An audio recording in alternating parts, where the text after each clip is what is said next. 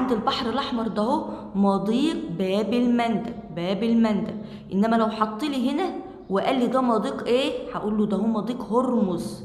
طيب لو راح هنا عند المحيط الأطلنطي قال لي ده مضيق إيه، هقول له جبل طارق. يبقى ده هو مضيق جبل طارق، ده هو مضيق هرمز، ده هو مضيق باب المندب.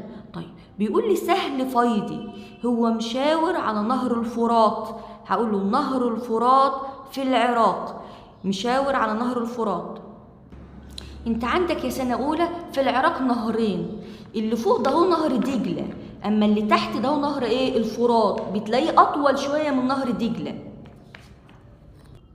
أهو يا سنة أولى، أهو نهر الفرات الطويل شوية ده اللي يم هنا، اللي يم هنا نهر الفرات، اللي فوق نهر دجلة.